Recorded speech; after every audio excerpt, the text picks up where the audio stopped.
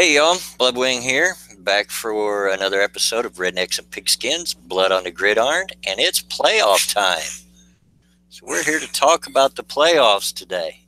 Playoffs? Don't talk about it. Playoffs? You kidding me? Playoffs? I wondered when you were going to throw that in. I mean, if you give me that assist, of course I'm going to score, you know. Do I get a point for the assist? Yeah, definitely. All right. So, like I said, it is playoff time. So we've got to that interesting time in the football season. And first, do we have any news, Minding? I mean, Yeah. week 17 just happened, you know, and what happens right after week 17 Well, in the NFL? I can tell you about what happened locally. Of course, it was looked for. It was not a surprise. It's the best day of the Finally. season for me. Chuck Pagano was let loose right after the game last week. Yeah, I mean, there have been a few things. Let's do this chronologically. The Giants on Saturday, even though I don't think we did cover that, but no, we didn't. The Giants on Saturday fired their vice president of player evaluation, Mark Ross. So they're changing their franchise a little bit, their front office a little bit. And then we get to the coaches. The Raiders fired Jack Del Rio. The Colts, as you already mentioned, fired Chuck Pagano. The Bears fired John Fox. Bruce Arians retired. He wasn't fired. He retired from coaching altogether. No longer the Cardinals coach. I'm pretty sure I missed some. You think? Shut the fuck up, dude. Oh yeah. Yeah. Oh, that was. I'm pretty sure that was a very happy day for you, Jacob, wasn't it? You have no idea. I see you like right in front of my. How do you say the virtual eye? My mental eye. I don't know. We have a saying in German that goes somewhat like that. That you were in your living room, like, or yeah, popping the champagne, like, yeah. That's pretty close to accurate. Partying with everyone. A beer, maybe. I can't quite see Jim, J-Kid with champagne, but Jim Caldwell, the head coach for the Lions, was fired. And I'm pretty sure that J-Kid is gonna say finally. Yes, there was much rejoicing. Yeah, I thought so. Is that everything? Nah. well, we had the hiring of one. Only in terms of head coaching, not. We're gonna get to GMs and so on. Like, there's been some development, but who only was head hired? coaches. John Gruden. Oh, Yeah, and have you seen the contract? Yes, I I mean, not have. the whole contract, but the numbers. What the heck? I mean, look, Gruden is a nice guy and everything. I have a lot of appreciation for him. He's entertaining and a good coach, which you don't have very often. Like, most of the time, you have either a good coach.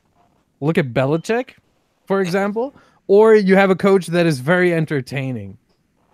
Chuck Pagano? I mean, he was entertaining. You got to give him that. But you barely have a coach that is both.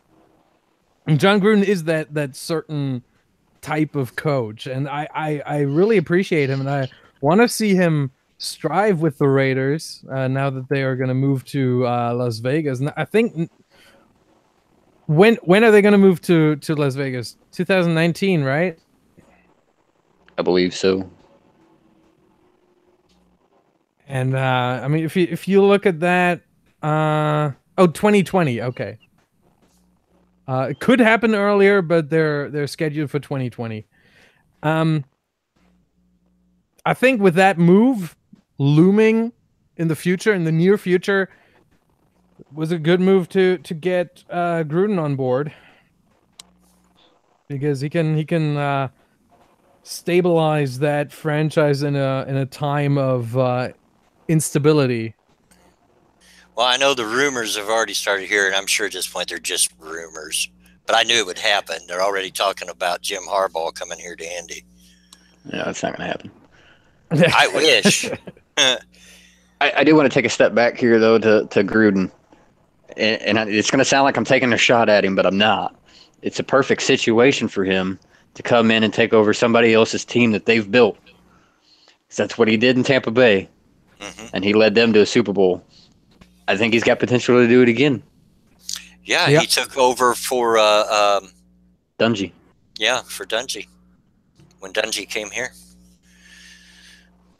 We've had a string of nice guy coaches. Maybe we need a butthead, because we've had Dungy, who was successful, but he had Peyton. Come on, and then Caldwell, and then Pagano. I'd like to see somebody like Jim Harbaugh come in. Nah, he's not gonna. No. I wished he would, because it'd be kind of cool because he was a quarterback here. You remember the last time the Colts had a prick? Yeah. He just played the soundbite. Yeah. That was the last one. Yep. And I don't think the criticism of Pagano is fair. What he's not a bad coach. He is a good coach.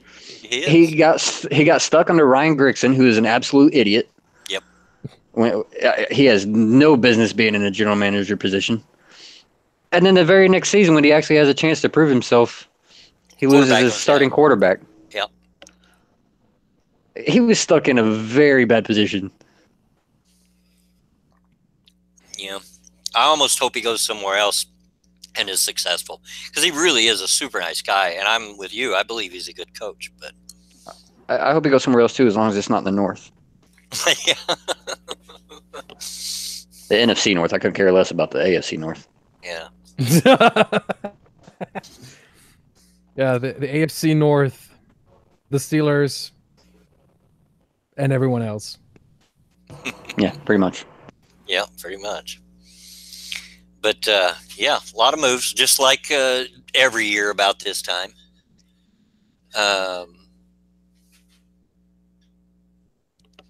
Usually a lot of firings and so forth. I was a little surprised they let Chuck go so quickly. I mean, it was almost immediately following the game. Well, that was the reports leading up to the game, too. Yeah. Hey, Goot, what's going on? So we have news on GMs, you say? Yes, we have. I think personally, even though I'm kind of biased, but I still think in the scope of the whole league, that's still a pretty big one. Okay. Ted Thompson, the GM of the Packers, he was everything. He was executive vice president, general manager, and director of football operations. And he is now reassigned to senior advisor to football operations. And the Packers are now looking for a new GM, with the front runners. For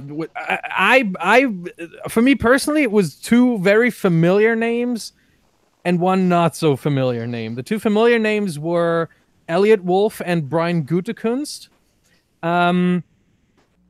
I think Elliot Wolf is the director of pro personnel, and Brian Gutekunst is something similar. I think director of scouting or something. I think, yeah. And the third name is Russ Ball. And right now it seems like Russ Ball is the front runner, which I really do not understand. He's currently the vice president of football administration, player finance. He's basically the Packers accountant, if you will. and they're thinking about turning the accountant GM. I don't understand this. And he, from reports I've heard and read, He is the front runner to become GM. I don't know what they're thinking. I really don't. I want to see Elliot Wolf simply because, I mean, he wouldn't be the first Wolf to be the GM of the Packers, and that would be, you know, some nice legacy and everything. Well, maybe they're seeing something in it that you don't know about. He's never done anything in scouting, and he's the GM now? I mean, I expect the GM is the guy who has the last decision, the last say on any personnel decisions. I expect that this guy has at least some scouting experience, or at least has an eye for players. And if you see what Russ Ball has done in the last few years, the players he let go with Micah Hyde, who now is in the playoffs with the Bills. Well, it could be worse. Casey Hayward, who led the league in interceptions in the first year after he left the Packers. Well, it could be worse. I mean, they could be hiring Ryan Grigson. I mean, not even the Packers are that stupid. Come on. Not even the Browns would be that stupid. Well. Okay, yeah, I take that back. The Browns might. Yeah. Oh, thanks. All you need. Yeah, take care of business, buddy. Thanks for popping in. And I have to. Fuck. You do. I think we all missed something. I mean, that's very inappropriate on stream. Make sure you buy protection. What? Don't be a fool. Wrap your tool. What? What the fuck are you talking about? No, what I wanted to say is we all three just missed the mark on something. Ryan Grigson is the current senior personnel executive for the Cleveland Browns. Oh, go figure. Told you. So I was totally right in taking that back. Man, I wish I'd have known that. I would have agreed with the 0-16 all along. Mm-hmm. Yeah, see? Yeah, but there we go. Are there any more GM? Oh, yeah, the Texans GM, Rick Smith, will take an immediate extended leave of absence. Whatever that means. Oh, okay. He's taking this leave of absence due to his wife's breast cancer diagnosis. It's about as good as reading as any, I reckon. Sorry, what again? I said that's about as good as reason as any, I reckon. Yeah, I mean that story broke January 1st. That he's taking his leave of absence. And we'll hope the best for his wife. I think with football being a family, even though there are the rivalries and everything, I think we can wish Rick Smith's wife all the best and hopefully quick recovery. Absolutely. Yep.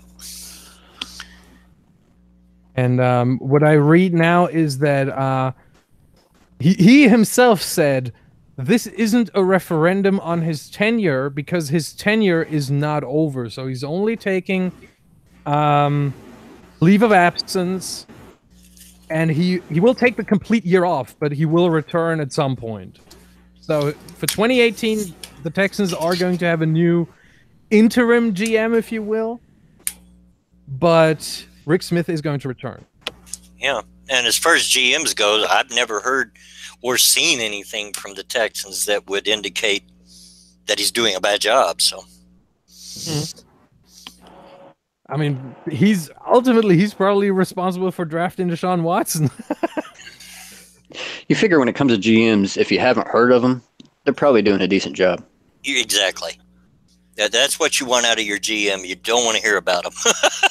I mean, have you heard about Ted Thompson before being the Packers GM? I mean, I'm a Lions fan, so yeah. But yeah. My point is, either you're great or you're garbage. Okay, okay. If they don't know Ted you, then Thompson you're was decent. great. I mean, he's a great GM. He did a lot of great things for Green Bay. Wow, I did not expect to hear that from you. Well, we'll give props where props are due. If that's how 2018 goes on, I mean, that's going to be a great year. Oh man! I mean, we'll even. There's been some coaching changes outside of head coach for many teams. We're not going to go over those. Yeah. Because I think there are way too many. I'm sure. Just one retirement I see right here is the defensive coordinator for the Ravens, Dean Pease. So he's going into retirement, not taking any new jobs. Yeah, it's too bad Bruce Arians retired. I would like to have him back too. Yeah, that's true. But you know, at some point, I mean, he's 65. I mean, that's an age where you can be like, okay, yeah. The guy won 2 Super Bowls as an assistant in his instance. He was as a head coach. He was the coach of the year twice. He wasn't bad. He was a pretty good coach, and yeah, been a good career for him. Yep. Okay. Anything else in the news other than all the firings? I mean, I think we got to talk right now about the Bills. Okay. We can get that with the sports. There have, I really want to talk about this right now. It's not about that the Bills made the playoffs. We're gonna get to that and all that, but the surrounding stories around it are just so good too. In particular, just so great. One is that the Buffalo Bills have sent, I think, what was it, 1,500 Buffalo Wild Wings to the Cincinnati Bengals. 1,440 Buffalo Wings sent to the Cincinnati Bengals as a thank you. Wow. Yeah. I mean, it takes me a lot of buffalo wings to get full, but that's a lot of buffalo wings. Yep. And the second story, and I think this just shows that football ultimately is one great family. Yeah. A lot of Buffalo fans were donating money in $17 steps to Andy Dalton's foundation.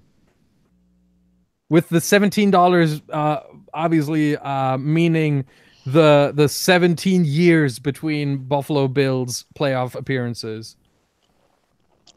And that's awesome. Yeah. Ultimately, what was the okay, the last update came 19 hours ago. And it was 14,000 donors since that game ended and the Bills made the playoffs. And over $315,000 over the course of what was that now? 5 days or something, or 6 days? Yep, that's good stuff. That is amazing. I have no words. And by the way, neither has Andy Dalton. Hey, Attack Alpaca has a question for you. Okay. He's guessing that you were in kindergarten the last time the Bills were in the playoffs. I was 7. I was 7, and no, I was in first grade. Yeah. Close. Pretty Actually, close. wait. No, I was in second grade actually, because I skipped first grade after 6 weeks or something. I was in second grade. Yeah, sorry. No, I mean, come on. Want me to just, sweep that under the rug? I can't do that. You'd have thought by then you would have been smart enough not to be a Packers fan.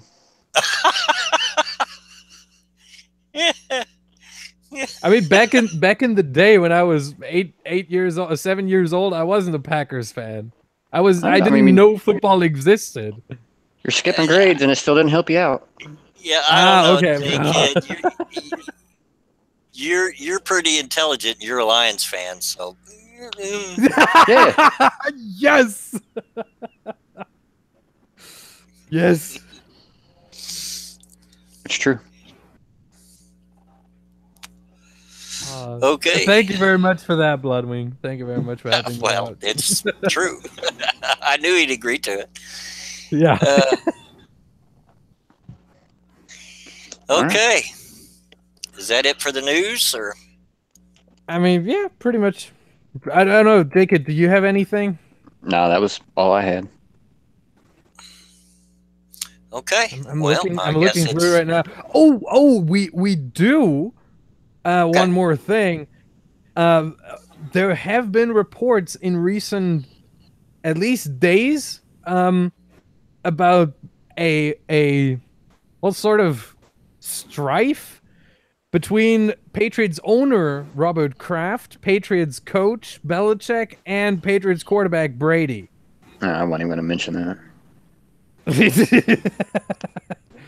And they have all three put out a joint statement, which is what you would do in terms of PR, obviously. Right. Saying this is bull crap, and none of it is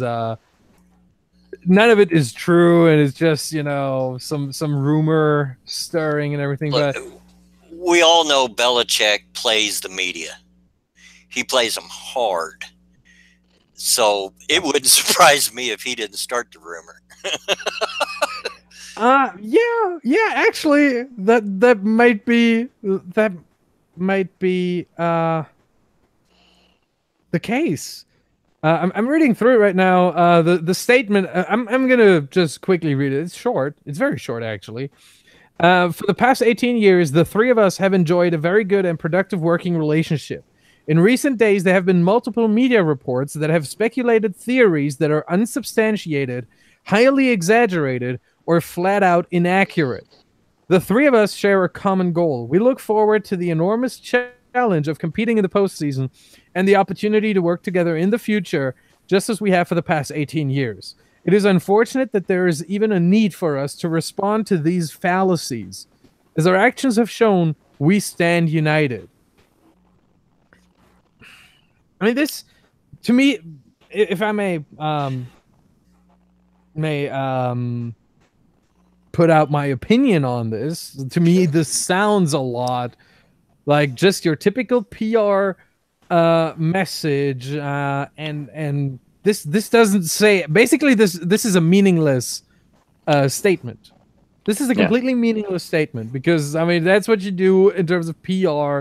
You're trying to do damage control basically by saying it's all untrue, it's all unsubstantiated, it's all highly exaggerated. That's the one word or the two words in there rather, the one phrase that really catches my eye though. So some of the theories are unsubstantiated, some of them are flat out inaccurate, and some of them are highly exaggerated. So there is a smidge of truth about them, right? Yeah. That's what highly exaggerated ultimately means, that at least some of it is right. Not a lot, but some of it. Like I said, Belichick is known to play the media, and it would not surprise me that he didn't start this just for bulletin board material, whoever they're going to play in the face in the playoffs. He's been known to do stuff like that before. It's ESPN and their false reporting. Yeah. Which they've been known to do. Yeah. And if you've ever heard any three of those in an interview, not one of them wrote that letter. Oh no.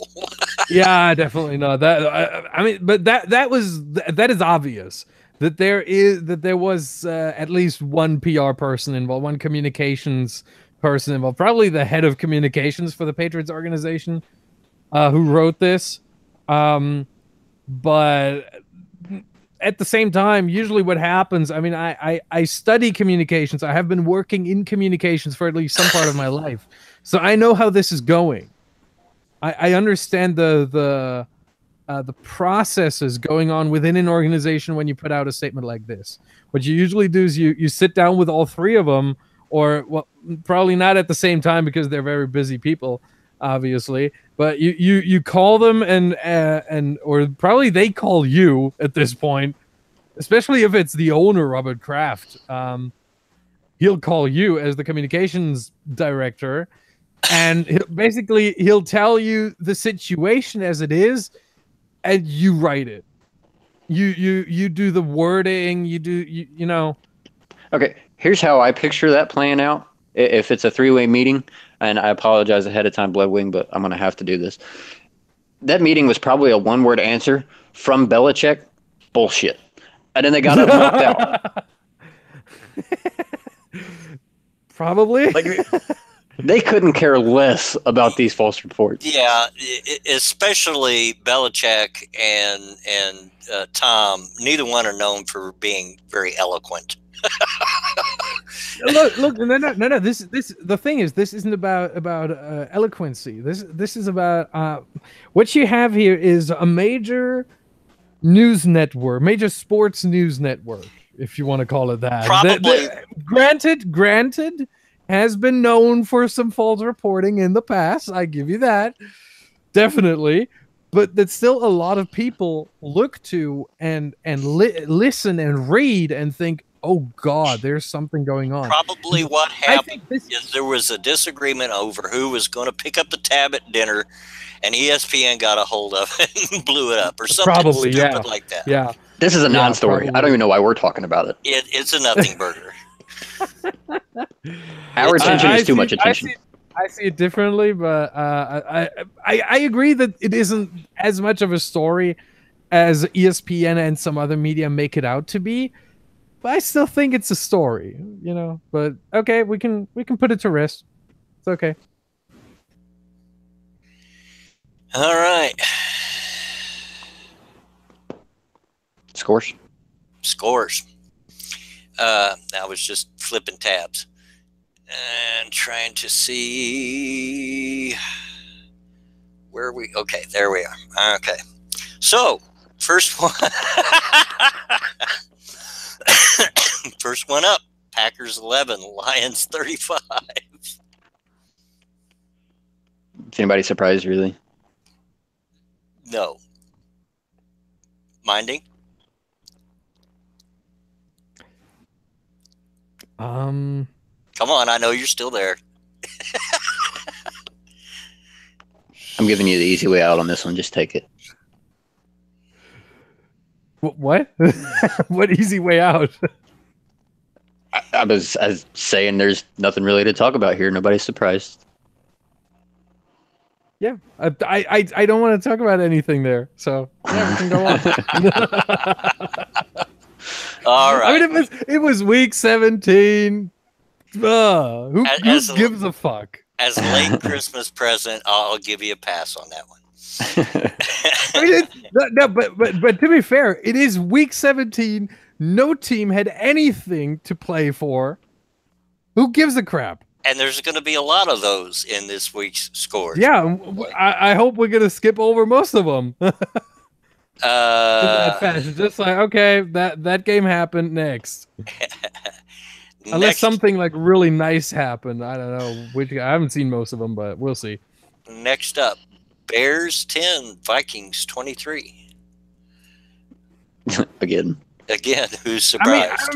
I mean, the Vikings had a little bit to play for, and they did, and they got themselves the first round bye. It wasn't that hard. I mean, they played the Bears, so. Right. Yeah. Next score only probably means anything to me. Texans 13, Colts 22. Just one thing though. When the passing yards leader in a game has 137 passing yards. What the heck? The thing that stuck out to me about this game, T.Y. Hilton and Jonathan Joseph. Did either of you happen to see that? Can you substantiate? No, I haven't seen it either. Remember back with Andre Johnson and Cortland Finnegan? Oh, yeah. Yeah, that almost happened again with T.Y. Hilton and Jonathan Joseph. Wow. What do you mean almost? What Punches were thrown. The scuffle happened. Neither player was ejected. Yay! Like legit punches from both players thrown. Nice. T.Y.'s not that big a fella. I mean, neither really is Jonathan Joseph. Yeah, I mean, T.Y. is 5'10". They're pretty close to the same size. That would explain why T.Y. only had 3 receptions for 14 yards. Yeah, and Jonathan Joseph is 5'11". Neither one of them very bright. I mean, they're trying to punch somebody that has a helmet on. Yeah. Right. Well, then again, that happened earlier this season with a Crabtree and a Keep to Leave. So, well, that's because they changed. And with AJ Green and Jalen Ramsey, and with Mike Evans and Marshawn Lattimore. We've had it a few times this season. But I'll tell you who did have a decent game was Frank Gore. I mean, when you're only... He didn't get the 180 he needed. No, but he did get 100 yards. He did get 100. That is pretty good. When you're throwing for less than 150, you better get 100 yards rushing. I mean, yeah, less than 120. Brissett passed for 114. Yeah. It was TJ Yates that threw 437. Yeah. But Brissett 114. Holy crap. That was a shit game, I imagine. Yeah. Consider the teams. I honestly, believe it or not, Week 17 toilet bowl. did not see the game. I was otherwise engaged and didn't watch it. Translated, Colts suck. I wasn't watching that crap. Yeah. Translated, I was playing Warframe. with Eric Mayer and Dax Orion. But I did pick the Colts, if I recall, that week, and we at least got one more win. So, not that it mattered. Okay. Yeah, another who cares. Browns 24, Steelers 28. I kind of cared. It's not really a who cares. First of all, our good friend, your son, Mr. J-Kid here. I kind of cared. Yeah, you did. First off, you cared, and second, you picked it wrong, obviously. I mean... Yep. I mean, obviously. I knew I was picking that one wrong when I picked it. Yeah, but you still got crap for it. And second of all, 0-16. Finally. Yeah. Boo. Finally. And they had a chance, too. That's the sad part. Not to get us off subject, but I wanted to address them in chat. Tim, I've been a gamer since they had flippers and silver balls. Ask J-Kid, who's my real-life son. And that's why he's a gamer, so, because of me. In typical Cleveland fashion, they lost that, or I guess lost their chance to win that game on a drop pass. Yeah. It went right through the hands of the receiver. Yeah, the score looks pretty close, 24-28. Yeah. Which surprised me a little bit. I thought Pittsburgh would really thump them, but I guess they figured they had nothing much to play for. And yeah, they put Landry out there, get him some play time in case something happens to Big Ben in the playoffs. Right. Oh, yeah, they played Landry Jones, yeah. And when you're playing Cleveland, I mean, why wouldn't you play your second stringers? Hey, he didn't do too bad. 23 of 27 for 239 yards, a touchdown, and an interception. But when you've spent the entire season on the bench, not too bad.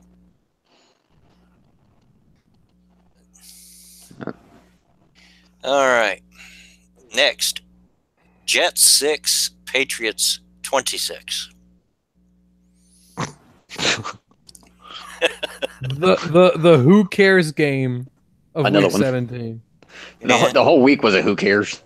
Yeah, not really. Much. No. A few things were very interesting. It had like 4 games that mattered. Yeah. Yeah. Okay. Next, Redskins 10, Giants 18. Hey, the G-men get one more win in garbage time. I had a very difficult decision this week. And I've decided to do a double again. Okay.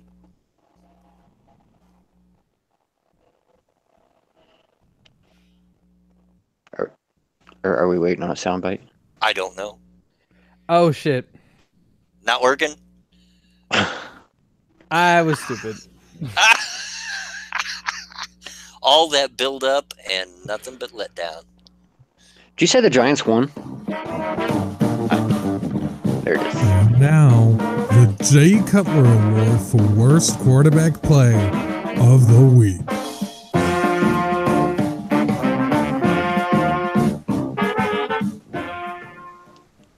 Yeah, there it was. It's a second try. Yeah, it's gonna be a double, and I think the second recipient of this week is gonna be in the next game we're gonna talk about. But this in this first game between the Redskins and the Giants, this one goes to Kirk Cousins. 20 of 37 for 158 yards and 3 picks. Wow. And yes, J Kid, I did say the G-Men won. Now I want to backtrack to last week here. Uh-huh. And say for the back last week, I did say for the first time this season that the Giants were going to win this game, and I was ridiculed by you two. So as I had been stating all year long, when I pick differently from you guys, even when it's the Giants, I'm typically correct. Wrong. Not wrong, and it's going to happen again later when we talk about more scores. The lie detector determined that was a lie. Yeah, but J Kid, you know I've spent most of your life ridiculing you, so you know. Yeah. Yep. I mean, I guess I'd rather be ridiculed than wrong. There you go. Oh man. There is that deep satisfaction of being right. But yeah, that's Cousins didn't have a very good day. You're right. Yeah, really not. I mean, when even Tariq Cohen, who is a running back, and Tyler Bray, I don't even know who he is, have a better day in terms of quarterback rating than you, and all they did was throw an incompletion. You know, then you know it's really bad. Eli didn't have a whole lot better. Yeah, but at least somewhat better. I mean, he at least threw 4 touchdowns. That's something. Yeah, 10 of 28 for 132 yards, a touchdown and an interception. And only 1 pick. Wow, that's a career day for Eli. Well, must have been more on the defense, or they just totally sucked. Looking at the box scores, this looks like a game of I don't want to win this. You win it. Yeah, they didn't have anything to play for. They didn't care. Yeah, exactly. This looks more like a game of I don't fucking care. Yeah. All right. Next up, Cowboys 6, Eagles 0. The question is now, do I play it again, or because I already said that the next recipient is going to be in the next game, and I was totally right. Yeah, you don't have to play it again. Okay, good. Because the thing that made it so hard for me is that they benched Nick Foles pretty early on. He only had 11 attempts, then he was benched. But what he did in the meantime, 4 of 11 for 39 yards and a pick. Yep. Not great going into the playoffs. No. Yeah. And that was the game that I saw because it was on German national TV. And holy crap was he. I mean, it's not just like those 4 of 11 for 39 yards. I mean, they still look good compared to what he actually did. I mean, he was overthrowing, underthrowing everywhere. Wow, this last week was not good for quarterbacks. I'm looking at Dak Prescott, and he wasn't having a red letter day either. Maybe not. It was good. Bad. It was good for Matt Stafford. I mean, the garbage time king. They didn't even. Nobody scored till the fourth quarter. Yeah, that game was really. It could very well have been another. He knew he wasn't going to play long, so he didn't really care. Yeah. Just go out there, put in the time, and then sit down and watch. Yeah, that's possible. Because that compared to what he did the week before. Yeah, I mean, but both teams, it really, you saw that both teams just didn't give a fuck. Just not at all. Like, they were like, yeah, I have to throw this ball.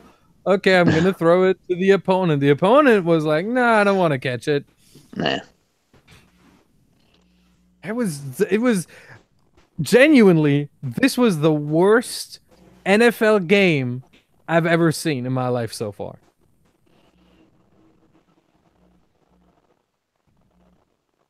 Yeah. I'm not exaggerating. This really is like even the 6-6 between the Cardinals and the Seahawks a few last season or something. Like, that was shit. It was shit, but it was glorious shit. You know, the one that nobody wanted to win. Yeah, it was so funny that both kickers missed in overtime. It was that's something. Like, both teams care. Both teams at least got into field goal range in overtime, and then they fucked up. This game, this was a punter's dream. Seriously, the only people that had fun watching this game were people who think that punters are people too. Hey, maybe both their punters were up for contract. I don't know. You know, at some point, both of those punters are like, "Come on, guys, my leg hurts." I mean, there was one funny situation. I don't know if you saw that, but it made it into the ESPN Sports Center not top 10. Oh, so it was the sweatpants. Yeah. Donnie Jones came onto the field for one of his 7 punts in the game, and he forgot to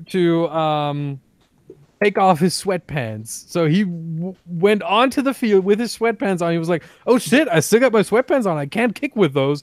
And on the field, he was taking them off and just throwing them to the side. And the ref, or I think it was the umpire, was looking like, "What the fuck is that?" He was the umpire was looking twice. He was the first time he was looking like, "What is that?" It was like, okay, the play is gonna start. What the heck is that? If you don't know what the Sports Center not top 10 are, search it on YouTube every week. It's fucking hilarious. By the way, the number one there is one channel called May Spin, MEH Spin, that does a community voting on the worst of the worst. And the worst of the worst 2017, just going on a complete tangent here, was something that happened in the German Bundesliga. It was probably the most glorious flop you've ever seen. So if you want to watch this, if you want to see this, it's so fucking great. The Sports Center not top 10, just watch it on YouTube. It's amazing. I watch it every week. As soon as it comes out, I see it in my subscription box. I'm like, oh yeah, I gotta watch this. All right. Next up. Sorry for that one. Next up, Jacksonville 10, Tennessee 15. I didn't expect that. I didn't either, and I had to look while you guys were talking. I had to look to see did they even play Blake Bortles. You know, like maybe they were resting everyone. But yeah, they played Blake. Yeah, then again, it's Blake Bortles. I mean, Yeah. Again, another bad quarterback outing for this week. 15 of 34 for 158 and 2 interceptions. only slightly better than Kirk Cousins. And Marcus Mariota would've wasn't been- lighting it up either. 13 of 21 for 134 and a touchdown. He hasn't all season. No. I mean, then again, Mariota didn't throw a single pick, scored a touchdown, completion. I mean, at least over 50%, almost 60. The only thing bad here for Mariota is the yardage. Yeah. But apart from that, ball security well, scored a touchdown. He rushed 10 times for 60 yards. He was his team's leading rusher. I still say there's something physically wrong with Marcus that they're not talking about. Yeah, probably. Because he We're gonna has, hear it as soon as they're out of the playoffs. yeah, he has been not himself almost this entire year.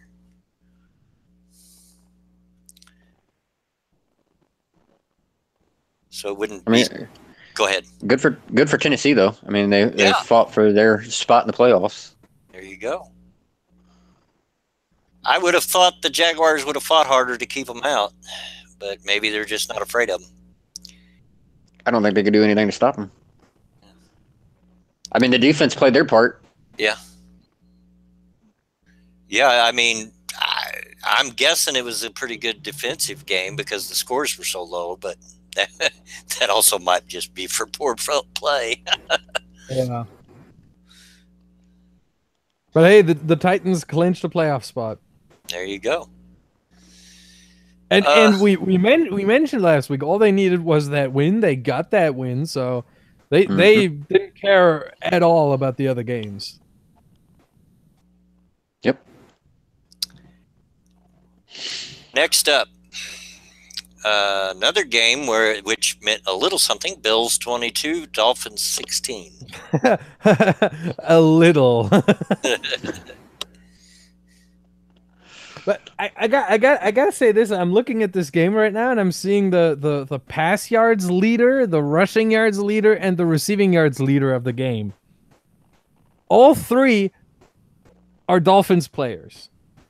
Like the Dolphins had more passing yards. The Dolphins had the best rusher of the game and the best receiver of the game. And yet the Bills won. How? I mean, it's a case of move the ball and don't score. I think you would be familiar with that. I mean, you've seen Jay Cutler play a lot. Yeah, that's true. Well, Jay didn't play. He only had 2 attempts, so he didn't play much. Well, yeah, he did play, but only for 2 attempts, 1 completion for 6 yards. But David Fales, never heard him before.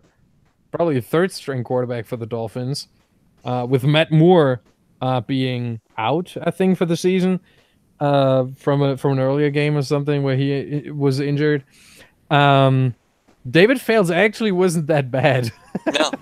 I was just looking at his stats, 29 and 42, 265 yards, a touchdown, and an interception. I mean, he completed 2/3 of his passes. That's good. 265 for 42 attempts. That's about 6.5 yards. Could be better. Touchdown, a pick. Yeah, I mean, come on. That's the completion is very good. Like what the completion is above average is the yardage per attempt below average. So they pretty much phase out each other. And then you got the touchdown and the pick. It's pretty much a mediocre game for David Fales. But from a 3rd-string quarterback, that's pretty much. Yeah. Especially with the opponents, the Bills, still playing for something. Well, this is the first game we've covered so far from last week where both quarterbacks broke 200 yards passing. Alpaca says Dolphins passed up field goal attempts and went for it on 4th down on a few occasions. Okay. So they just didn't care about the game, is what he's saying. I mean, depending on the situation. I mean, it could have been trying to win the game. Yeah. Nah. I mean, a division rival Yeah. with a chance to knock out another division rival from the playoffs. Yeah. They cared a little bit. I'm sure they did. Yeah, but only a little bit. Oh, and it wasn't the first game we covered with 200 passing yards by both quarterbacks. Oh, Steelers Brown. Oh, missed it then. Landry Jones was also over 200, and Deshaun Kaiser over 300 even. Somehow, don't ask me. Yeah, I don't know. Like, I mean, give me a second. Ah, fuck. He did what? Yeah, the defense in that game must have been sitting on their backside. If he Nice clip. What? Nice clip. Thanks. Was that for Donald Driver? No, Freeman. Antonio Freeman. Yeah, I remember that catch. Yeah, who He doesn't? did what? That's more exciting to me than this game, actually. But the big news out of it is the Bills pull it off and they make. Well, They make everyone They happy kept their- except for the Ravens. they kept their hopes alive by winning that game. Yeah. Yeah. And Andy Dalton delivered the final blow. Yeah. Which is a nice segue into the next game. Bengals 31, Ravens 27. Yeah. How about that? So earlier I said there'd be another game that I picked and you guys ridiculed me for. This is that other game. This again. When it happens the majority of the time. Yeah, but neither quarterback playing in this game. Bloodwing. No, don't give him the yeah, but. I still want to see the evidence that this happens for a majority of the time, because I seriously doubt that. I'm just dealing with this game. Guaranteed. And in this instance, neither quarterback gives me any confidence. So yeah. It's good that we don't have to see any of these two quarterbacks playing in the playoffs, because I mean, sorry, but yeah, what's Flacco and the way Cincinnati ended it, like the epitome of heartbreak for Baltimore. yeah. Have you seen the scenes from the Bills locker room where that touchdown was scored? Oh my God. The joy. Andy was playing lights out for him. Yeah, for him, yeah. Everything good about this game came from the aftermath. Yeah, like we already covered. Yep. Alpaca, did you break anything when Cincinnati scored? That's all I want to know. I know you're a Buffalo fan. What was broken? I'm pretty sure he donated $17 or maybe even more to Andy Dalton's foundation. I'm pretty sure. Be honest, Alpaca. Be honest. Okay. Next, Raiders 10, Chargers 30. I mean, they tried. That's pretty much how you could summarize this. Probably this whole season for the Chargers after 6 weeks. They tried. Good night. Phillip Rivers had a day. Yeah, it still wasn't enough, unfortunately. I really would have loved to see Phillip Rivers go to the playoffs. Not to throw any shade on the Bills. I'd rather I actually would have said I would have liked to see actually I don't think that would have been possible. Give me a second. I have to put up my chart. What did the Chargers need to make the playoffs? They need to win. They did that. They needed the Titans to lose, and they either needed the Ravens to win or the Bills to lose. Well, none of that happened. Nope. That's bitter. Well, they won. Yeah, but apart from that, nothing else happened. They kept up neither did the Titans lose. They kept up their end. The only thing that they could do anything about, but the rest of it didn't fall in place. Yeah, but I mean that's really tough. Like not even one thing. It wasn't even close to happening. Like, that's even worse. But like when you at least have this slight hope, and then just another team just snatches it. Oh, that's a bummer. But when nothing goes your way, except what you can influence yourself. Oh wow. Yeah, that's tough. Again, I would love to see Phillip Rivers go to the playoffs with those Chargers. I think they could have done something. I don't say they would have gone to the Super Bowl. Maybe they could have won the first game. No, yeah, they could have played a spoiler. Yeah. Another one. J-Kid knows I'm not a Phillip Rivers fan at all, but you got to give props where props are due. I think his stats, quarterback-wise, are the best I've seen so far out of the games we've covered. He has the most yards for the week, yeah. But let's say in terms of quarterback rating, he was number 2. Yeah, it's pretty good percentage. 28 of 37 for 387 yards, 3 touchdowns, no interceptions. Pretty decent. Yeah, against his usual, with something on the line, he didn't choke. Yeah. Yeah.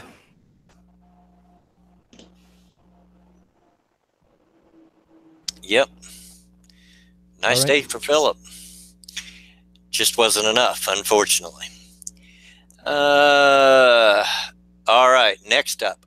Cardinals 26, Seahawks 24. Yeah, the Seahawks were like, we don't give a fuck. Actually, they did. Should have won that game. And another missed field goal. Cost them the victory. Oh. Was it Blair Walsh? I don't know if he's still the kicker there or not, but I mean, at some point you got to take a hint from life. You know, yeah. You just when life mistreats you, basically abuses you like that, you know, just take the hint and retire, okay? Yeah, it was Blair Walsh. Yeah. Oh, man.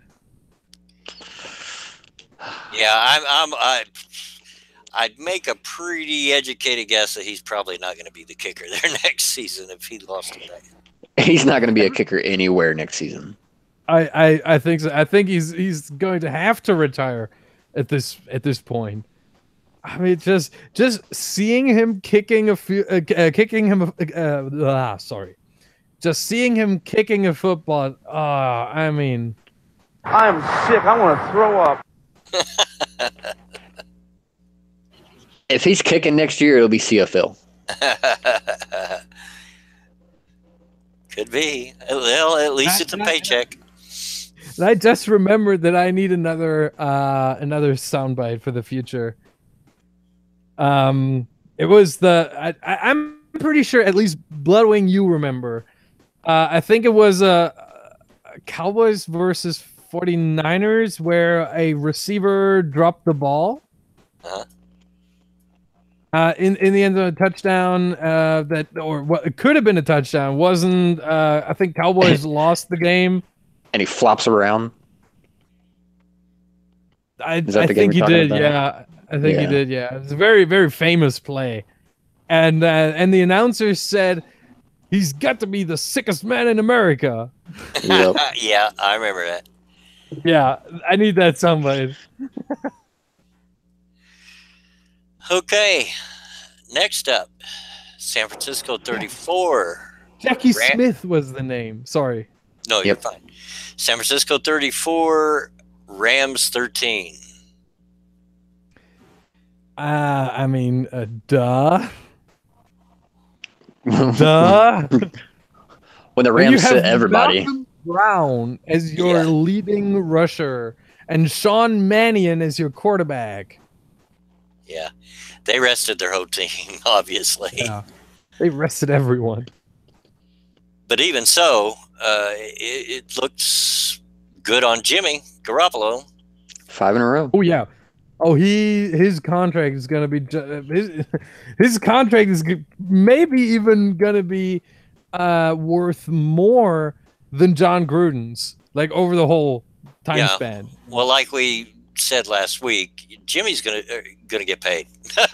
Yeah.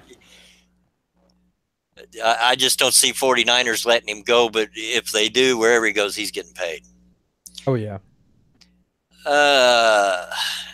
And I gotta say, I think he is the real deal. I think it's not just the 1 year that he's, or the half a year that he's playing great, and then he's gonna be down in the gutter. What was this kid's name? RG3. Yeah.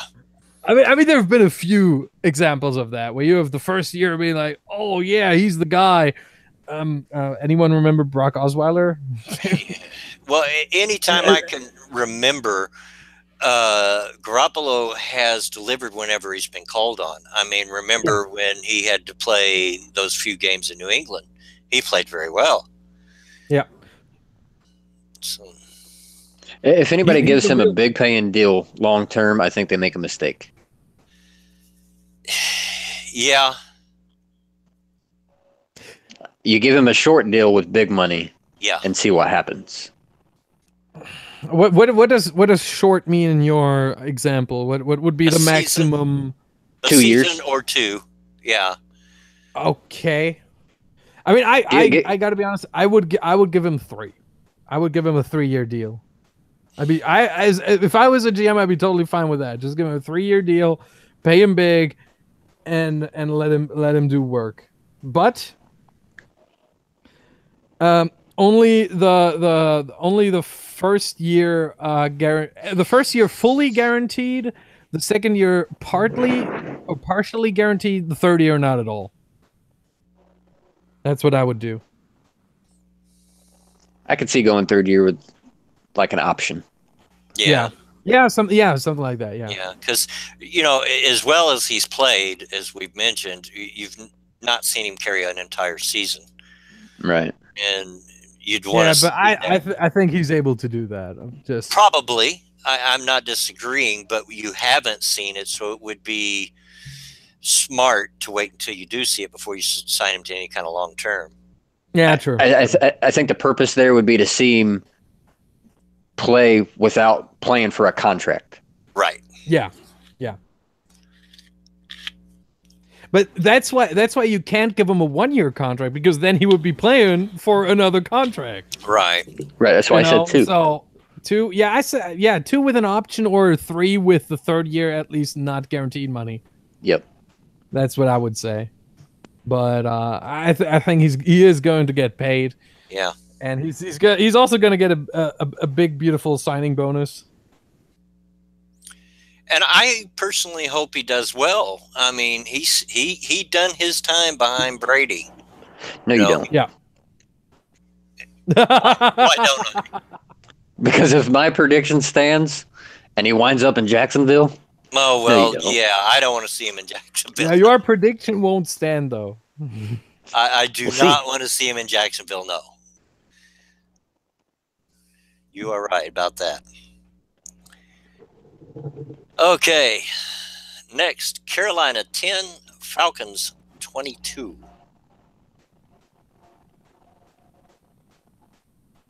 I mean, the Falcons, Falcons, the team with most to play for in Carolina. Mm-hmm. In Carolina? Yeah. They had a chance at that 2 seed. The chance they had at that 2 seed was practically non-existent. It's still a chance at the 2 seed. And to come out and play like that? Wait. No. It wasn't hold just on. You two argue about that. I've got to run to the bathroom. Okay, yeah. No, this argument is pretty much over because the Panthers had nothing to play for. Why? Because the Vikings earlier in the 1 p.m. game already sealed the number 2 seed because they won against 1 p.m. the Bears. games. Nope. Panthers 4:25. So, yeah, that goes out the window. Yep. So the Panthers had nothing to play for. not even a yeah, just nothing. I mean, even if they had won, give me a sec. I don't think anything would have changed even if they had won. But I wanna check this. Can I just I can't change anything. Shit. Okay.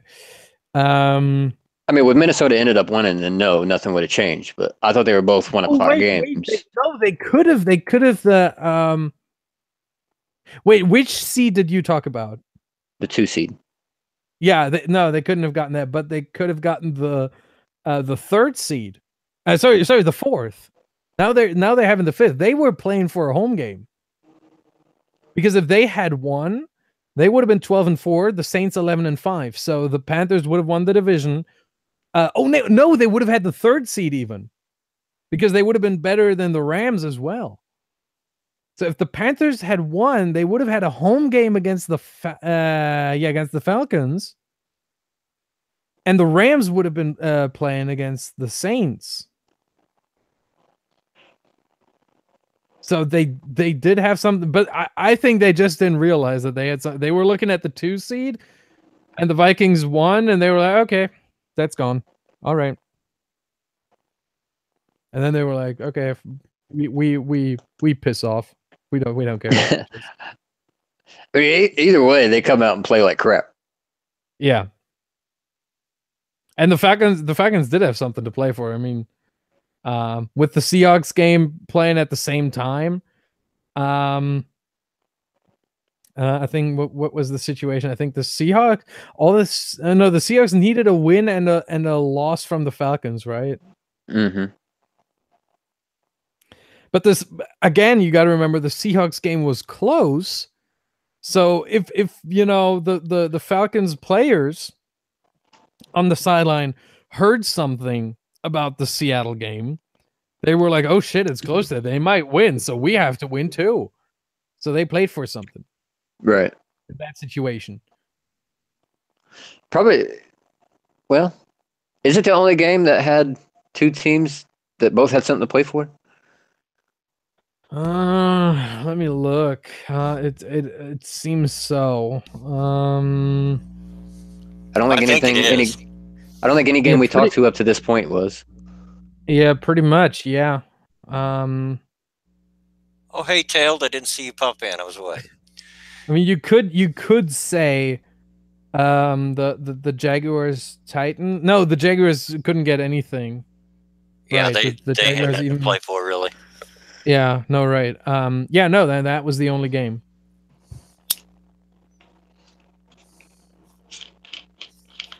Yeah. Pretty. The thing that strikes me looking at it, it's kind of a low scoring affair. Defense must have showed up on both sides. I mean, Carolina's defense has been strong all year. Yeah. Yeah. Well, then again, Carolina's defense was only showing up in the red zone. I mean, 6 scores. 6 times they let the Falcons into scoring range. Once it was a touchdown. 5 times it was a field goal. Well, their kicker got to work out. At least he was better than the one we talked about previously. I mean, Matt Bryant is a very safe and stable kicker. He's a very good kicker. All right. He's also a very old kicker, so maybe that goes hand in hand. I think we have the patent on old kicker at the moment. Look. No. I'm talking about old. I'm not talking about Stone Age. Okay. Like, I'm not trying to throw any shade on Adam Vinatieri, but come on, dude. It's just. I could almost see Adam playing until somebody finally says, "Adam, you have to quit." Probably until someone says, Adam, you can't walk anymore. How do you want to kick? Goes out and faces the ball on his walker. Yeah. I mean, at this point, this is what's so amazing to me. At this point, Adam Vinatieri is closer to 50 than he is to 40. Just putting it out there. Oh, I know. But he's still incredibly accurate and still has a good leg. So it's hard to say, hey, you're too old to kick. Yeah. Okay. Next up would be Chiefs 27, Broncos 24. I think we have to talk about Pat Mahomes. Okay. He was pretty decent, at least. I mean, well, he didn't score a touchdown. He threw a pick, but if we leave that apart and just look at the completion and the yardage, yeah. For his first game, like being or sitting on the bench all year, right. And now he's coming in. I think that's pretty okay, at least. Right. For, give him some time. It's a good sign for the Chiefs too.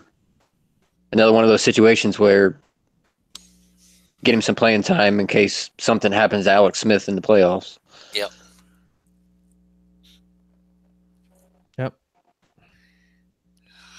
I mean, we all know Alex Smith is going to choke in January, so what he always does. It's kind of what Alex does, yeah. Okay. And that brings us to the final game of Week 17. Saints 24, Buccaneers 31. The Saints could have gotten the 3rd seed if they had won. They didn't. Look at the last week. The number 3 seed, the Rams, didn't win. Number 4 seed, Saints, didn't win. Number 5 seed, Panthers, didn't win. And they're all 11-5 now.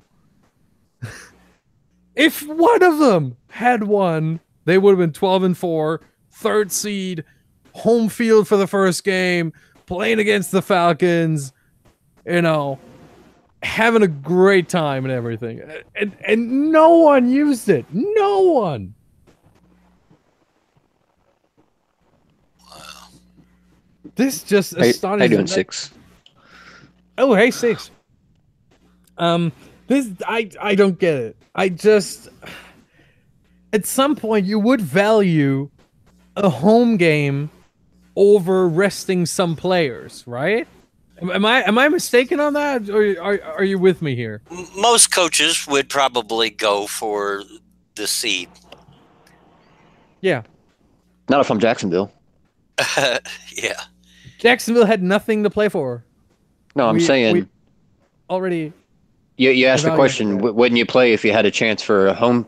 Oh, okay. Home game. Yeah, and Jacksonville. Yeah, sure. Unless the Jacksonville Jaguars could choose. Yeah, exactly. To play in London. Unless they could choose to play their playoff games in London.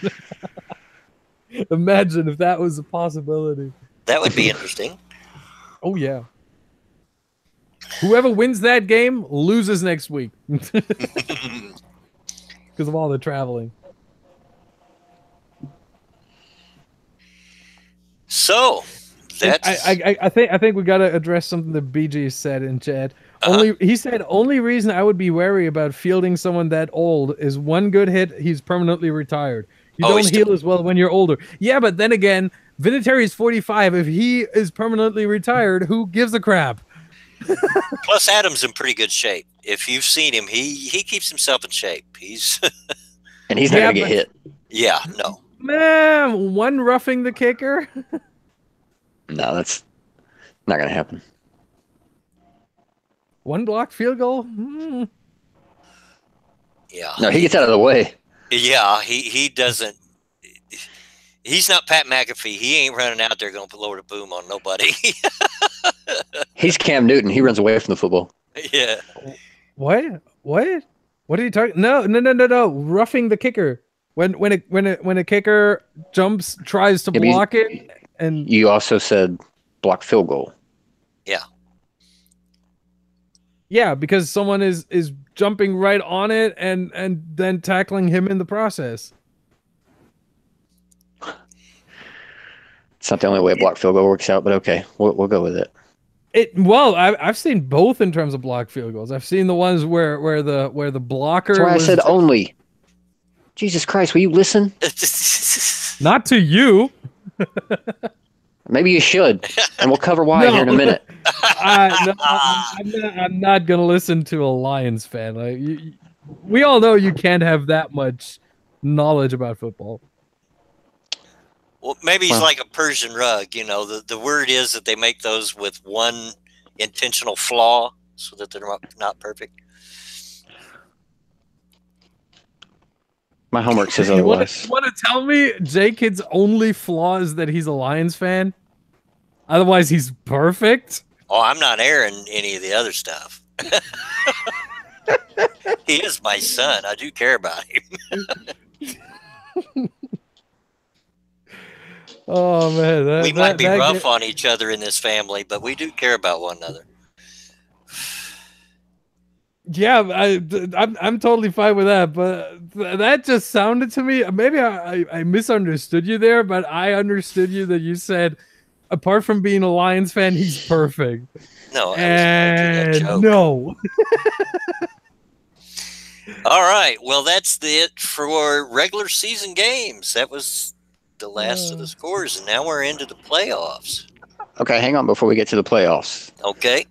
This is where my homework comes in. Oh, no. I know what it is. I know what this is. We talked about it. I have no idea. Since divisions are set, I went back and listened to our stream of our predictions for what happened in the divisions, or what we thought would happen in the divisions. Yeah, you should be sighing. You cut out there. You cut that. You should be sighing. You're a little. So I did this. Okay. Yeah, I did this in two different ways. I did the winners, our record on picking the winners, and then I also did it overall. So, how many teams we correctly predicted in their placement? Mm-hmm. None of us did really well.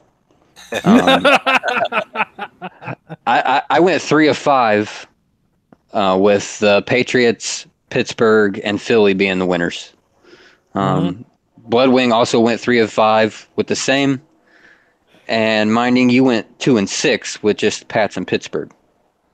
No! God, please, no! No! Your random generator there didn't pay off. I tried. Overall, for the overall placement, I went 18 of 14. The only one to go above 50%. Old man went 15 and 17. Minding, you went 6 and 26, bud. Nice. Nice. So if there was a color award for picking games or picking division placements, and now say you would win that Jay Cutler award. Nine, nine, nine, nine, nine, nine, nine. Oh. I mean, but altogether, though, none of us did great with our preseason predictions. No. I gotta say that I do take some pride in going 6 and 26. I gotta be honest here. Going that bad, that's something I should take pride in. Kind of like J Kid's pride in the Lions 0-16, huh? Yeah, kind of. I mean, really, my goal next season is to go even worse. Miss them all. Where it all went wrong. 27 or below. That's my goal. Jacksonville, the Rams. That's pretty much where it all went wrong for me and the old man. And then Minding, of course, picking the Bucks to win the South, and that did not help his case. I was close. No, I wasn't. Oh my goodness. I was about as close as China. is to Sweden. Just about. Yeah. All right. Man. So playoff time. Yep. Can we do it in two ways? How's that? I think we got. I mean, we got 40 minutes, so we can do it in two ways.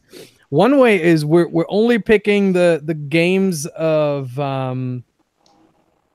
this week, and the second way is then from the winners we're picking, we basically get a bracket, and we then try to predict the whole bracket. Yeah, I figured until the Super Bowl. I figured since we only had 4 games to really cover, yeah, we'd exactly. have more discussion on it. And it's playoffs anyway, so there's going to be more discussion about the games, I would think. Sure, we can do that. First, Titans at Chiefs. I mean, Chiefs. The way the Titans, they played well enough to get in, and I think Jacksonville kind of helped them. They're not going to get by with 15 points against the Chiefs. No. And they're without DeMarco. Yeah, that's the one thing that worries me the most as well, that they don't have DeMarco Murray available. But I mean, that was a bit too close, a bit too fast from both of you. I think it's tough, but I think the kicker ultimately is that DeMarco Murray's not going to play, so I'm going to pick the Chiefs as well. But if he was playing, probably would pick the Titans.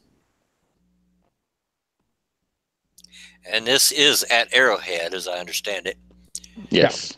And that's a tough place to win. It really is. So, and especially in January. Yeah, and and it's cold. I know it's made the news how cold it is in the United States right now. It's not a lie, folks. We're in a deep freeze. It's cold everywhere. Hey, Corey, speaking of cold, I've seen pictures from his yard. Oh, my gosh. He's got it worse than we do, J-Kid. Plus, can I just, since you're talking about cold and there's absolutely no cold weather in Germany right now, can I just say, America! Yeah! I want cold weather. I want snow, and we don't have any, and this sucks. What? I want to get to the U.S. right now for some snow. What really gets me is I've seen a tweet from Igal Matro. I don't know if you know him. I know Jake does. I know him, yeah. He's a Canadian, and he is a picture of him right now working outside with his shirt off. What? I'm like, what? How much snow is in the background? None. What? The fuck is going on? Is that the global warming Al Gore promised? Like everywhere except for the U.S.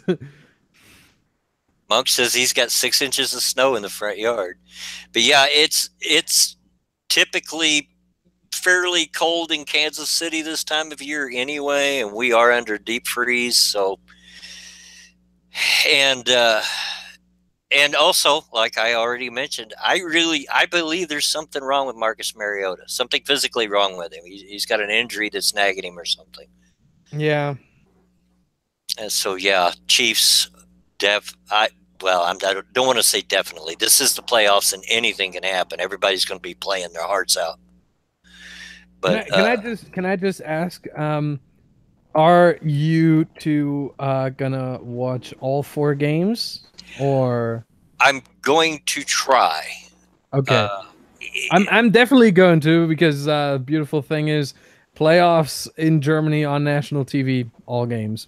This is why I say I will try. It depends on when my wife works nights. She's working tonight, and the only TV in the house at the moment is in the bedroom.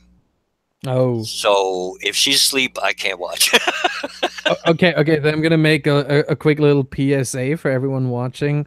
Please, if you haven't already, make sure to visit Bloodwing's Patreon and donate a little for him so he can get a new TV so he can watch all the games. It's just the way things are right now. But chances are, she at that time of day, that game starts at 4:35 local time. She'll probably not be in bed, but you never know. All right. Next, a matchup I think is interesting: Falcons at Rams. Yeah, definitely is. It's in LA for the first time in ages, a playoff game in Los Angeles. Yep. And I mean, I hate to say it, but I'm picking the Falcons on this one. Yeah, I'm picking the Falcons too. I think the Rams messed up by resting everybody. Yeah, I think this is going to be the one upset where the home team is not going to win. Apart from that, I think home team every time. But this game, I'm going to go with the upset. I'm going to pick the Falcons. Even though I got to be honest here, even though my little prediction, my little probability says 63.4% for the Rams. I'm still going with the upset. I'm going to deviate here, and I'm going to pick the Rams. I think it's going to be a hard fought. I think this is probably going to be one of the harder fought games. I think it's going to be close. Did you just say harder fart? Yes, well, he did. If I did, it's only because I'm quite gassy today. So, yeah, I'm going to pick the Rams on this one. All right. I wish I had a soundbite saying, "Oh shit." All right. Third game. The first Sunday game, Bills at Jags.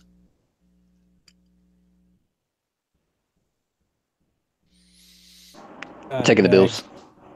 What? Taking the Bills. You are insane. You got Blake Bortles in the playoffs at home. There's nothing going well for Jacksonville in this scenario. Jacksonville has the defense. And Buffalo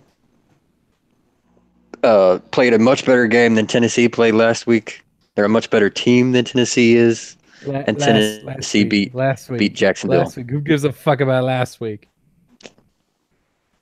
Last week was we already went through this. No team had to play for any or in no game except for what was the one game with the Panthers Carolina, and the Falcons, Atlanta. I think. Mm-hmm. Yeah.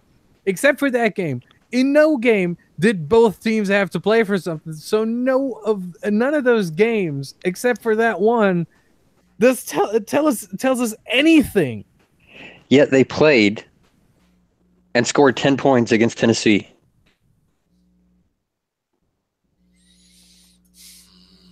Yeah, because they didn't fucking care. At the same time, they didn't fucking care, and yet they still cared. Nah. They cared. At the same time, they only allowed 15 against Tennessee. It's a game going into playoffs where momentum means everything against a division rival. They cared. I doubt it. I'm going to go with Jacksonville. I just don't think. Sorry, Attack Alpaca. I don't think the Bills. I don't think they can overcome that defense. And yes, I know Jaguars have a reputation of being worse at home than they are on the road. And yes, there's Blake Bortles, there's all that, but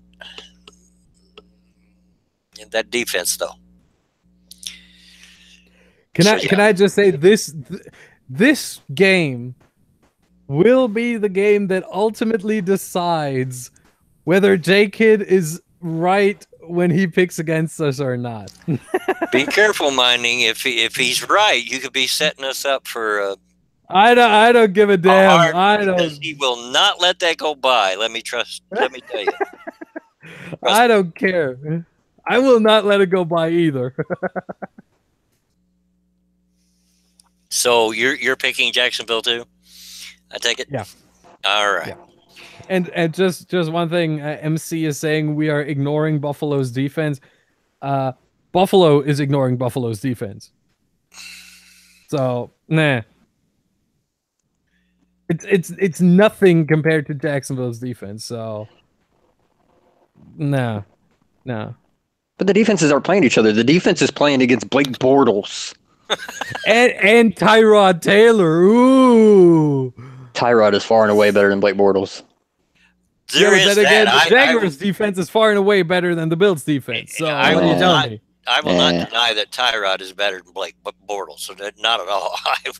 But yeah, I don't doubt that either. But then again, like I said, the Jaguars' defense is the best in the league right now, and far and away better than the.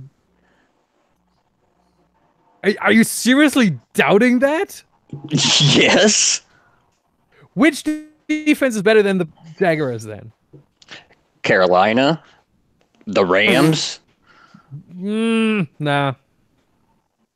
The Rams not to throw shade on the Rams defense, they are very good, but not better than Jacksonville. Is Jacksonville number one in anything? Give me a second here. Jacksonville is I have to look through all of this. Is number 2 in yards allowed. I didn't ask about number 2. By the way, better than the Rams by far. And what was the other better than the Panthers by far?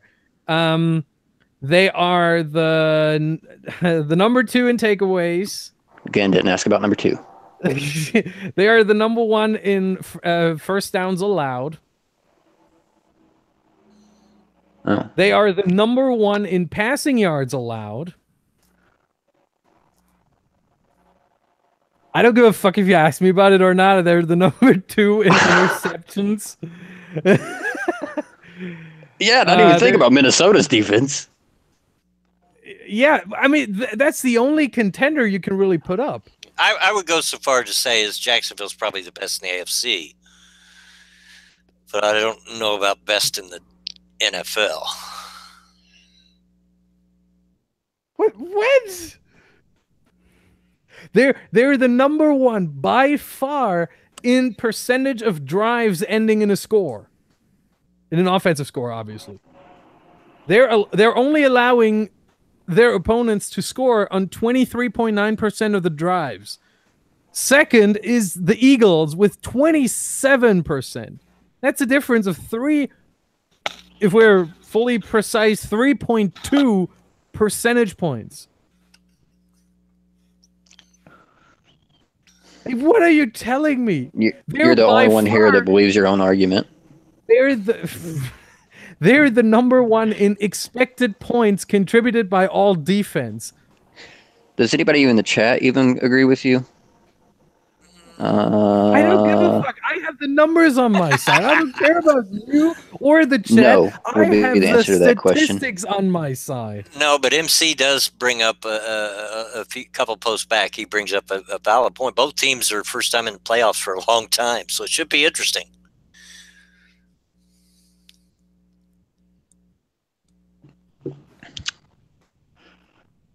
Okay.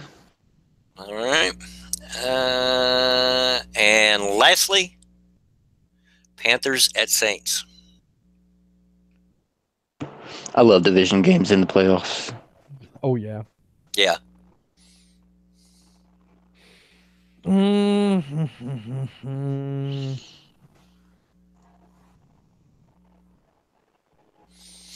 don't know what to make of this game, but I love it. Yeah. I'm trying to oh my gosh. I think this one could be pretty much a coin toss. No. I'm going to pick the Saints. If you don't want to go for it, I'm going to pick the Saints. New Orleans is a home team, yeah? Yeah. Yeah. Yeah, I'll go Saints, but only because they are the home team. I mean, in my mind, I really think it could be a toss. One day could go against us. Then we have two games No, we can look at. I can't go against you on that one. Oh, I think it's pretty even. I mean, so a home field's really all you have to lay it on. Yep. Yep. Okay. Well, there's our picks for the games that we know are going to happen. So how does that? Do we know how they go forward in the bracket? Yes. Yeah. Yes. And I'm gonna start. We're gonna start. No, we're gonna do it differently. Who of you wants to start, or do you want me to start? Let's It make don't it matter. like that. It don't matter. Okay. ahead. Then we go by age. Oh, then no man starts or What? We'll let the youngest go first. Go ahead, Mike. all right. Oh, okay. Okay, I go first. All right.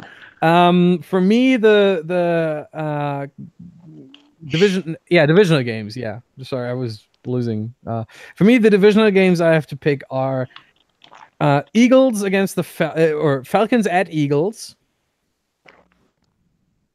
Give me a second though. And Saints at Vikings.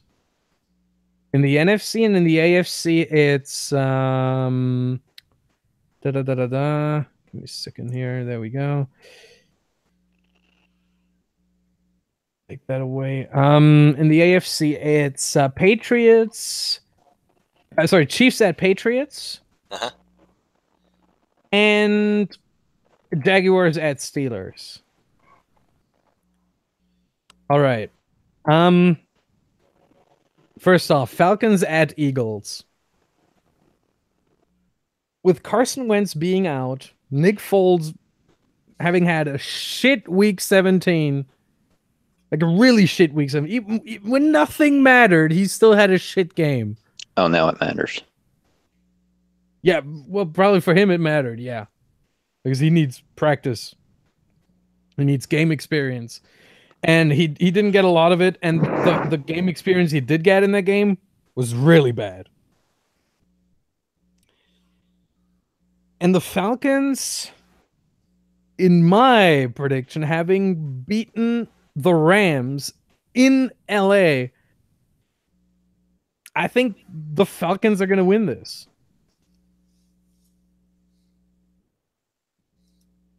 Saints at Vikings. That's a really tough one. I think the Vikings are too strong. I mean, it doesn't matter which quarterback they play; they at least get decent quarterback play out of him. So that doesn't matter.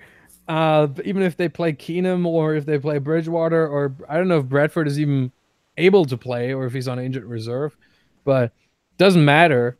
And they got a defense that at least you can argue. I would dispute that, but you can argue that they're the best in the league. I still think it's Jacksonville. We went over that, but the Vikings defense is definitely one of the best in the leagues. I think the best in the NFC, and they're going to win this. So the NFC Conference Championship will be the Falcons at the Vikings. Before I go to that, though, AFC Divisional. Chiefs at Patriots. I mean, the Chiefs paid the Titan. The Chiefs beat the Titans. Sorry, paid. No, I don't want to accuse anyone of any wrongdoing. Chiefs at Patriots. They played and beat the Titans, but the Patriots is a whole different team. Patriots win. Come on. And Jacksonville at the Steelers.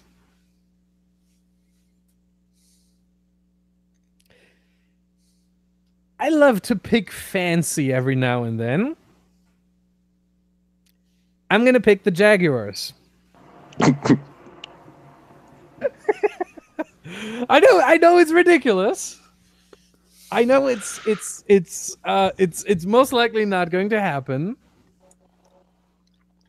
But I don't care. I went 6-26. in my predictions early on in the season. And see, Monk even agrees with me. He also calls Jags. So it's not that far off. Every given Sunday and all of that. and you got to remember the Jags on the road. It's not the Jags at home, it's the Jags on the road. Yeah, but Steelers at home. and then okay, so these two nullify each other, and what we're then gonna get is basically the Jaguars defense just smashing everyone. Whether it's Bell, whether it's Brown, whether it's Roethlisberger, doesn't matter. And the Jags are gonna win this one. Now, the conference championships. For me, for my bracket. Falcons at Vikings.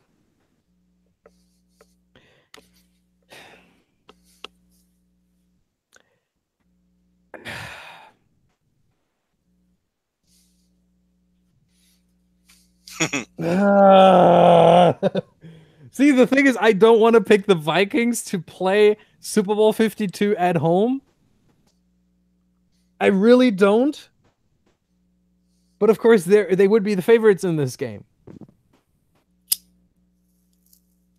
Minding, there's a card game that we play here in the Midwest called euchre, and there's a saying that goes along with it: if you think long, think wrong. So just jump out with it. Okay, Falcons. Just because I hate the Vikings so much, I think the Falcons are going to return to the Super Bowl after that horrible Super Bowl 51. And in the AFC Championship, it's going to be the Jaguars at New England, at the Patriots. Fuck.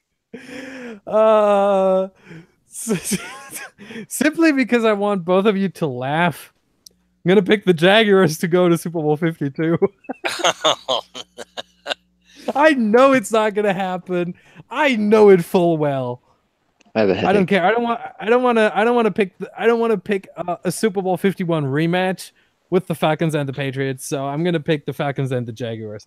And you've already given J-Kid a headache. I don't care.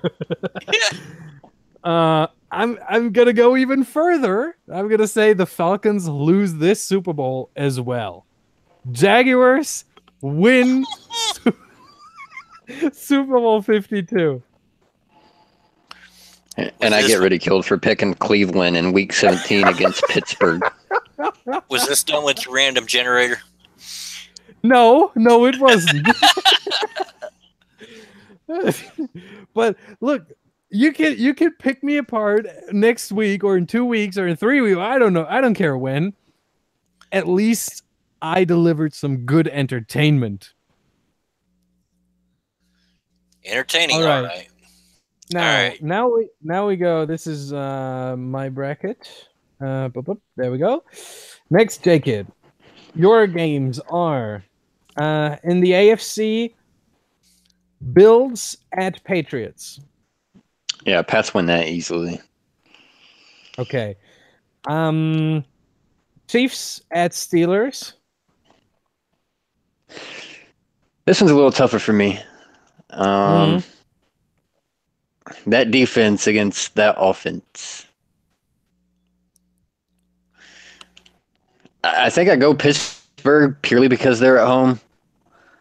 I would not be surprised if this game went into overtime. Okay. I think it'll be that close. Okay. In the NFC, it will be for you Falcons at Eagles. I don't have as much faith in the Falcons as you do. I like them against the Rams. I don't like them as much against the Eagles. I think the Eagles move on here.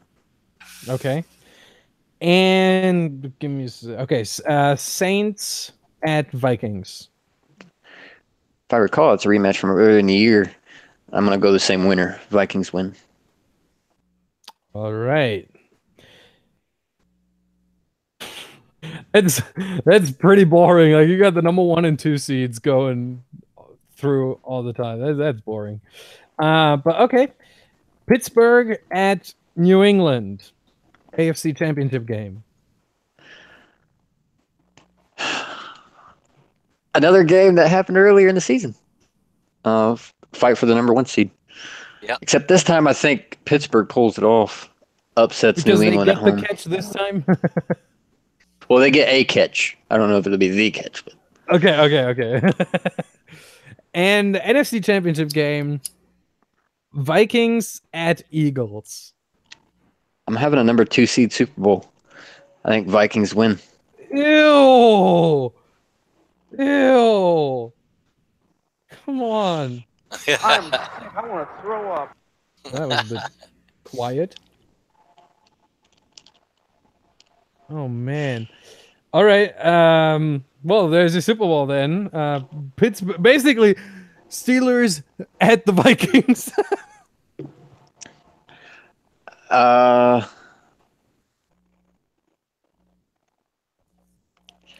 think it'd be a fun game to watch.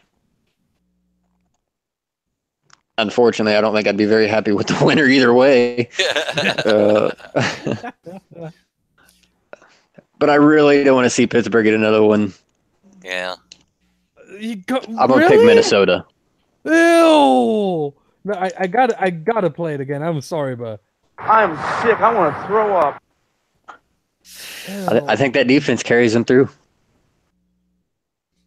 Yeah, but you laugh at me when I say the Jaguars. Yeah, sure. Well, yeah, Minnesota's defense is better than the Jaguars. We already covered that. Not. Okay, it's not. Okay, Blowing. Now it's your turn. One at a time. Remember, I'm old and I won't remember. Yeah. I know. Just like we did that with Jacob. I was a bit fast in mine. I was like trying to find a rhythm, and now I got one. So one game at a time. Okay. For you, it's Chiefs at Patriots. Well, they already beat the Pats earlier in the year, but this is playoffs. Playoffs? Playoffs.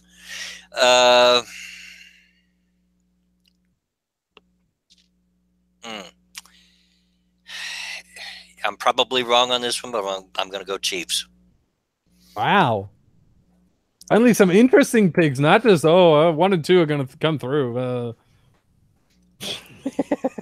Sorry, I had to. It's my hate for the Patriots coming through. I'm sorry. Yes, there you go. That's why I'm picking the Jaguars in the AFC Championship game against the Patriots. And Jacksonville at Pittsburgh. This is where Jacksonville chokes. Pittsburgh. Okay. NFC. We got Saints at Philadelphia at the Eagles. Oh, goodness. Philadelphia. Yeah, I don't think Saints can hang with them. Okay. And Rams at Vikings. Ooh. That is an interesting matchup. Mm-hmm. I definitely say you have the best games. Yeah. Yeah. Yeah, that's an interesting matchup. Oh my gosh. And you know why he has the best games? Because he didn't pick a single wildcard team to get through. He was boring in the wildcard round. If that game happens, that's going to be one to watch right there. Oh yeah. So who's going to win? Yeah. Rams. I'm just going to pull the cord and say Rams. Why? Yes. There you go. As soon as the Vikings are eliminated from anything, I'm happy. So, hold on. That leaves you with the AFC Championship game, Chiefs at Steelers.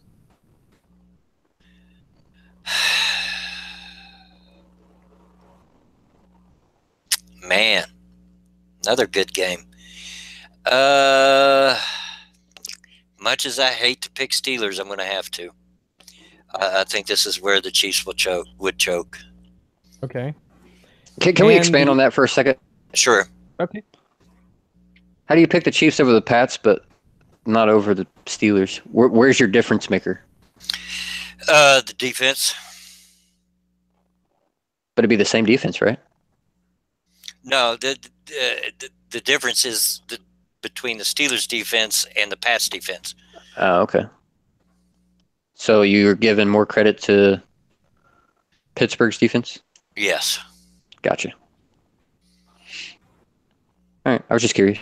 Yeah. No, I understand the question, but we all know the Pats' defense has been suspect, to be kind, all year. Yeah. And then we get Rams at Eagles. Wow. Yeah. Oh my goodness. If only Carson Wentz would still be healthy, we could see Goff versus Wentz. Oh. Now it's Goff versus Foles, but still an interesting matchup. Yeah. Oh my goodness. I really don't know, so I'm going to toss an internal coin in my head. I'm just going to say Eagles. All right. That leaves you with Super Bowl 52, Pittsburgh versus Philadelphia.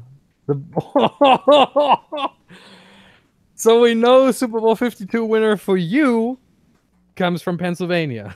Yeah. And that's I didn't do that on purpose, but yeah. And if that's the case, then I think Philadelphia finally gets them the Super Bowl. Without Carson Wentz. Wow. Man, interesting. I think, and I'm not taking away from Carson Wentz. I think Philadelphia's offense this year is a lot like the Patriots' offense have been over the years, and that you could insert a different quarterback and it still be very functional. Mm-hmm. So, what I'm gonna do? We didn't prepare this. We should have prepared this. We didn't. Mostly because Jake only shows up for those 2-hour streams, and then he's gone for the whole week. I'm just joking. For all the viewers, I'm just joking. We could reach out to him through Minds. I think, Minds. I can text him. Or you can relay the answer. It's not like he's gone. I was just joking. But I didn't think of it earlier, so that's why we haven't prepared it. But we are going to show. I'm going to make some graphics, and we can show all 3 brackets next week through screen share, so you can see where it went right and where it went wrong. I'm almost positive we're all going to be wrong somewhere. That's the nature of such a bracket. I mean, you would have to pick 4, 8, 10, 11 games right. Yeah. Oh, I know. We live in Indiana, which is basketball country, and we've both played Final Four brackets for college basketball, and that's even more of a stretch. Yeah.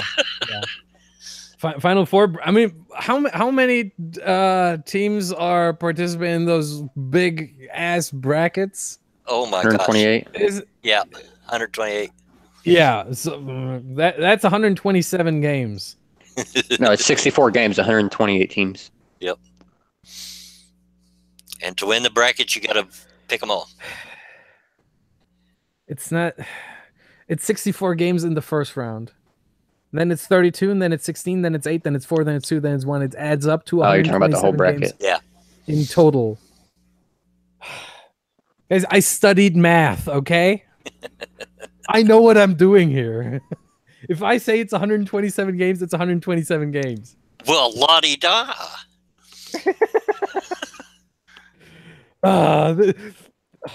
Anyway, I'm getting worked up again. That's the whole point. I should channel my inner 9. You're too easy, and for somebody like J-Kid and I, that's like putting blood in the water with a shark. You're just too easy to get worked up. But I am right most of the time. But yeah, I mean, excuse me. 6026 says completely different. I just said when I'm not, I can concede. Okay. My predictions before the season, complete bullshit. It sounds to me like you should have been French. Oh. It's a lot of concession. Oh.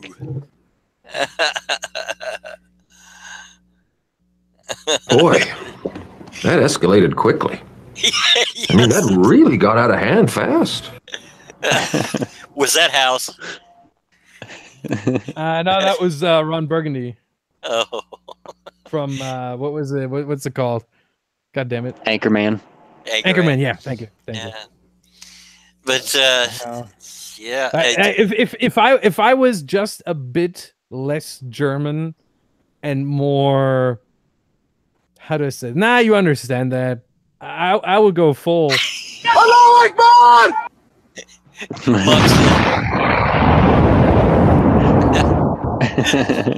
Monk, for anybody that's familiar with history, I think it's funny. He just said minding Chamberlain. No. I'm not appeasing to anybody. Okay. Oh. Monk, listen to me right now. You are fake news. Very fake news.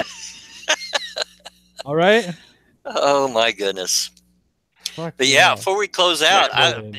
I almost hope it turned, not because I necessarily want to be right, but I did come up with some of the more interesting matchups. That would be fun to watch. Yeah, again, mostly because you picked the number 3 and number 4 seed in all the wildcard games. Yeah. which really makes for a lot of good games, because otherwise you like I was give me a second. Yeah, both Jake and I were eliminating the Rams, and at the same time I eliminated Jacksonville. yeah, you eliminated Jacksonville as well. And who gives a fuck about the Bills except for Alpaca? Oh, sorry, Alpaca. Now I'm in a fighting mode. Now I'm against everybody. I feel your pain.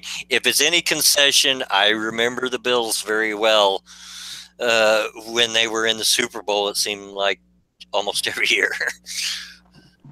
Oh, you mean when they lost all of them? Yes, but they were there. Sorry, I had like 4. You can't lose 4 Super Bowls in a row and expect not to be mocked for it. But, oh my goodness. Sorry, but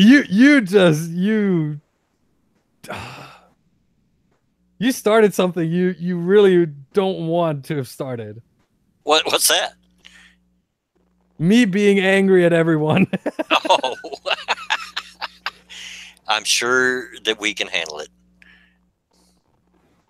Oh. No, Jake. That sound coming from you? From you?